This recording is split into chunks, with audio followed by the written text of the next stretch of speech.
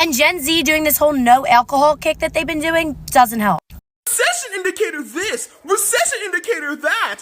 Y'all want to know a real recession indicator? I am genuinely considering becoming a bandit.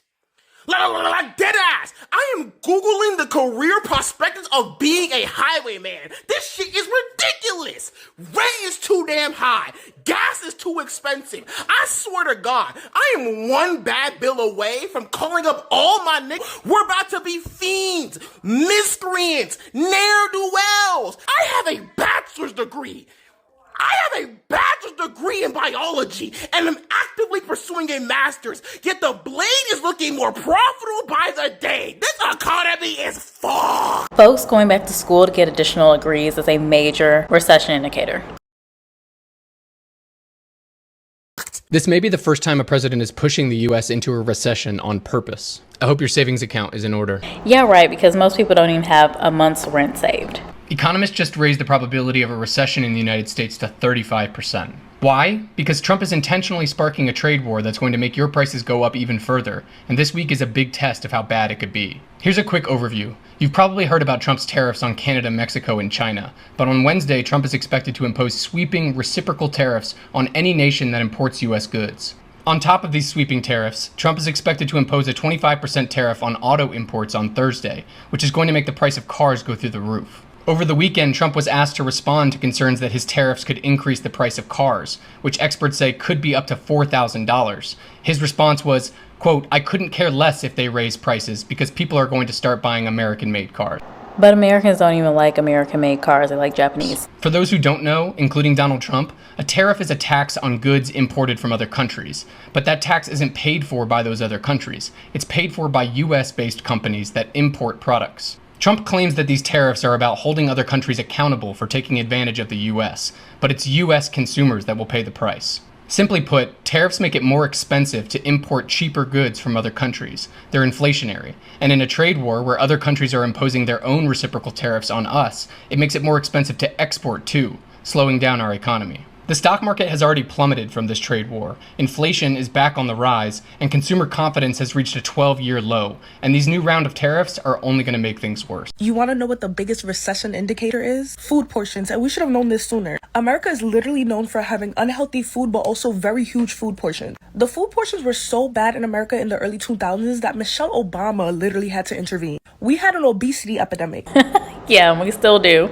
Aren't we the fattest country? They literally had to change the school food that we got because we were eating so much food. I mean, we really had a problem with food in the United States. But now, these food portions are ridiculous. Like, don't even get me started with Chipotle. When Chipotle first hit the ground, those bowls were packed. I mean, the bowls were packed to the brim. You had your rice, they was packing the chicken, they was putting all the toppings on top. Now, you literally have to beg them to give you the right portion of chicken. So why are people still supporting Chipotle if they are refusing to give you the right portion? I went to Chipotle the other day and I was mad pissed because the general manager was right there while I was trying to get my bowl. Mind you, I'm not even greedy. I don't even be asking for any extra chicken or anything. Why are people not boycotting Chipotle so that they can give you the actual amount of food that you paid for? But when we got to the end of the assembly line, I asked for some cheese on top. He sprinkled about 5 pieces of cheese. So I'm like, can I please get some extra cheese? He was like, no, because then I'm going to have to charge you extra for that. First of all, do I look like a girl that care about charging extra? You can charge me the extra. I got the money in my account. But it's really the fact that they really playing with food portions now because it's a recession indicator. These restaurants do not got the money to afford this food anymore. So I do agree with her. However, Chipotle has been doing this for years, has been keeping their prices high and steadily increasing their prices while decreasing the food portion. So I am really surprised that people are still supporting Chipotle. Okay, well, that chicken does smell delicious though. I don't even eat chicken, but anytime I pass Chipotle, I will admit that chicken smells so good. So yeah, that might be right. Y'all are addicted to that chicken and the spices that they're putting into it. Okay, I get it, but still. Let me give you another example. The other day I went to Ito's with my sister, right?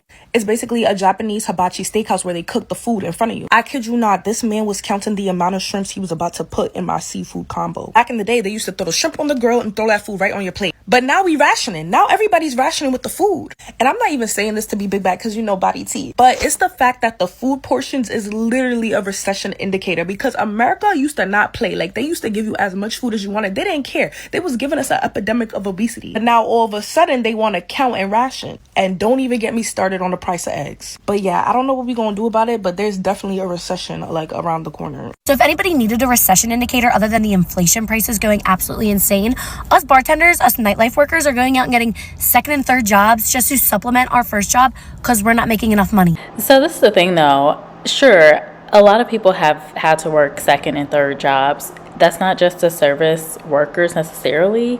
I know a lot of Black people that have consistently needed to work 2 and 3 jobs as much as possible, including myself. I've had many periods where I've needed to work 3 jobs. But for people that have never seen that, it's definitely going to feel like a recession. And Gen Z doing this whole no alcohol kick that they've been doing doesn't help. I have a day job, a corporate day job, and a bartending job that I've been working at for like 6+ years. And I just went out and got a second bartending job this summer because I already know that the summers stink in Philadelphia, and the winter was already not great. So the summer's going to be horrific. And I know multiple people, multiple bartenders doing that. And everybody knows the first thing to go in a recession is industry workers, service workers, hair, nail, anybody that you have to tip, any service that is not necessary for life, but it's something we just all enjoy doing, getting our hair done, getting our nails done, going to the bar on a Friday, Saturday. They're the first things to go because you're not spending your money on things like that when you cannot put food on the table, gas in your car. Obviously, I can only speak for Philadelphia, but I've been doing this for 12 years in this city, and I have never seen bars and clubs as dead as they have been over the last several months. And I know everybody says recession this, recession that, inflation this, inflation that, but I'm just letting you guys know the recession is here because I just went to an orientation, and every single person in that building that is looking for a bartending job at this particular summer spot, they're all bartenders somewhere else.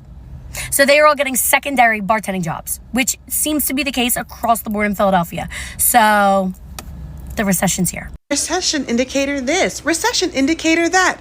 The white people are pulling out their Depression era cookbooks. So when I first heard her say this, I didn't believe her because I'm like, Depression era cookbooks, where are those at? All over TikTok, you can find people talking about the recipes from World War II, the precisely stated Depression era cookbooks, all of these different recipes, forgotten soup, all of these different things. You can find it on TikTok. It is going viral right now. That's all you need to know. And that's fine. That's fine. Or something.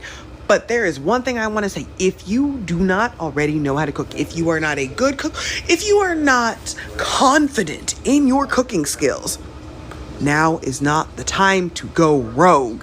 Now is not the time to get creative. Now is not the time to listen to y'all's ancestors about a damn thing. Now is not the time for carrots, beets, peas, or raisins to make an appearance in anything that doesn't already call for them. Just follow the recipe. That Everybody's So Creative lady is going to have a lot of content. Just follow the recipe. If this isn't a recession indicator, I don't know what is. Klarna, the buy now, pay later service, just announced that their Q1 net loss was double the prior years. And the reason is simply people are not paying back their loans. And it gets worse because this company was about to IPO, valuing it at over $15 billion.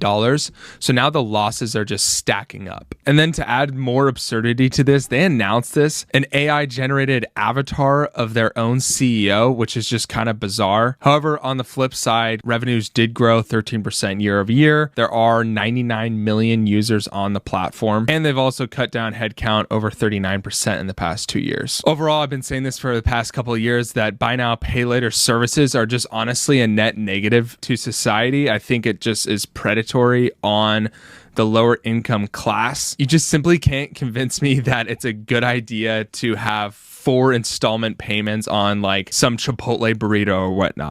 A big recession indicator for me was the fact that Klarna and Affirm and some other buy now, pay laters were really trying to push this buy your food through delivery using buy now, pay later. Because it's like, okay, if I need to use a loan to pay for a burrito, that's pretty sad.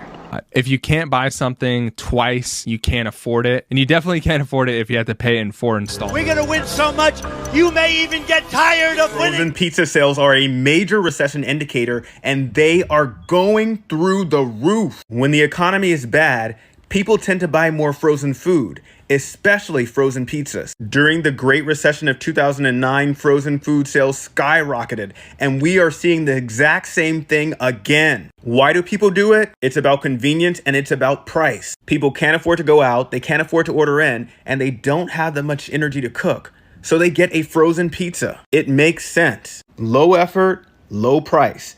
That explains the entire phenomenon. So wait, I know some of you are going to come for me in the comments.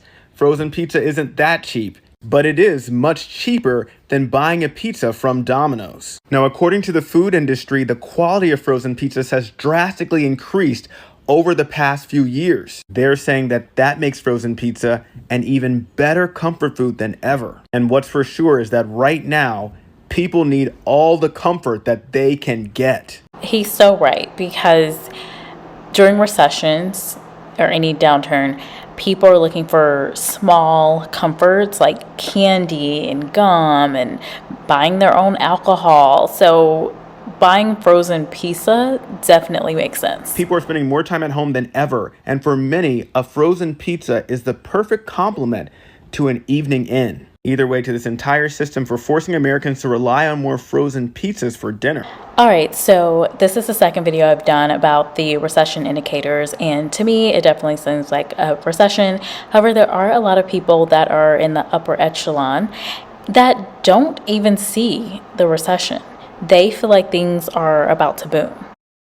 Now, of course, not everyone feels a recession in the same way, and there's different sectors of the population that could be in a booming season while the rest are in a recession.